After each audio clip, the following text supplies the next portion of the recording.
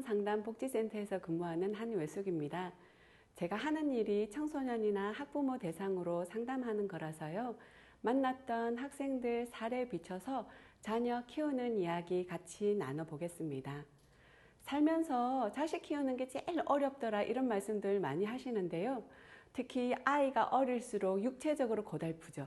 그래서 어떤 어머니들 보시면 아기는 예쁘게 치장을 해놨는데 엄마는 푸석푸석 피곤해 쩔어 있고 이런 모습 자주 볼 수 있지 않습니까?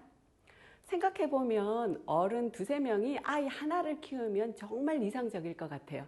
근데 현실은 어때요? 혼자서 하나나 둘을 보더라는 거죠. 와, 그러면 이거 완전 어렵습니다. 자, 아기들 초기 6년 중요하다고 강조들 많이 하는데요. 그 시기가 부모로서도 적응하기가 쉽지 않은 때더라는 거죠. 결혼 생활이라는 게 생각만큼 그렇게 아름답지 않지 않던가요? 저만 그런 거 아니죠.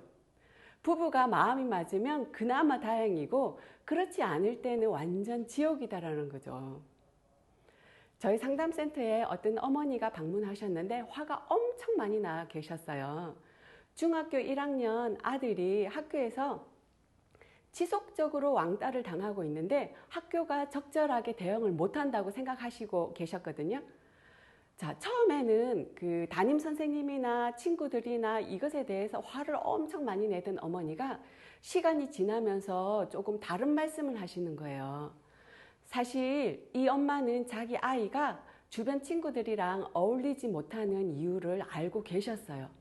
저도 그 학생을 봤는데 평범하지 않았어요.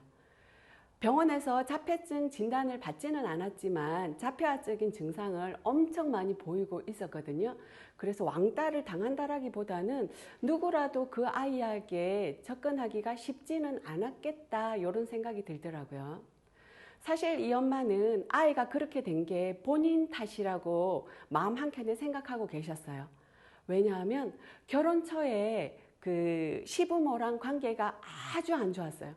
물론 지금도 안 좋아요. 그런데 지금은 같이 안 산다? 근데 결혼 초에는 시댁에 들어가서 살았던 거예요. 더 안타까운 건 남편도 시부모 편이었어요. 자, 그러니 엄마 입장에서는 적진에서 적군들이랑 같이 생활을 하고 계셨던 거예요. 자, 그때 어머니한테 연년생 아들이 둘 있었어요. 큰아이가 기어다니고 작은아이가 누워있고 요런 나이대죠. 이 엄마는 매일같이 화가, 온몸에 화가 가득 차 있었던 거지. 화가 난 부인이 설거지를 하면서 기분 좋게 할 수가 없어요. 늘 밥그릇이 깨지도록 와장창 이렇게 설거지를 하는데 그날 기어다니는 큰아이가 요렇게 기어와서 엄마 다리를 꽉 안았어요.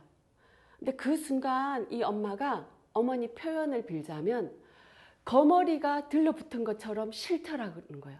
그래서 어떻게 해요? 아이가 떨어지라고 엄마가 다리를 이렇게 털었어요. 근데 이게 잘 안 털어지네. 아들이 꽉 잡고 있는 거예요. 그래서 어떻게 해요? 더 힘껏 어머니가 세게 다리를 털었어요. 그랬더니 아이가 떼굴떼굴 굴러가서 저쪽에 쿵 하고 부딪혔어요. 어머니 정신이 까마득했겠죠. 자, 아들이 울지도 않고 엄마한테 오지도 않고 다른 쪽으로 이렇게 기어간 거예요. 이런 일들이 종종 있었겠죠. 그런데 이 엄마는 자기 살기가 너무 버거웠기 때문에 아이랑 정서적으로 교류를 하기가 어려웠어요. 우리 주변에 육아휴직 들어가는 직원들 보면서 뭐라 그래요? 좋겠다. 월급 받으면서 쉬고. 근데 그 직원들은 뭐라 그래요? 아니다. 차라리 출근하는 게 속 편하다. 출근을 하면 커피 마실 시간도 있고 밥이라도 느긋하게 먹고 자, 온종일 애랑 있어 봐라. 온종일 같이 있는다고 애한테 뭐 썩 잘해주는 것도 아니고요. 우울한 것만 생기더라는 거죠. 그리고 어떤 날은 보면 우는 애기 달래도 울음을 안 그칠 때가 있어요. 그럼 그 옆에서 애기보다도 더 큰 소리로 이렇게 대성통곡하고 요런 적 계시죠? 자, 부모가 이렇게 해야 된다. 이렇게 했었어는 안 된다. 이런 말 들을 때마다 많은 분들이 죄책감 느끼고 애기한테 엄청 미안해하고 이렇게 하는데 그 시기에 우리가 서툴 수밖에 없었고 부족할 수밖에 없었다는 것에 대해서 좀 인정하고 시작하시면 좋을 것 같습니다.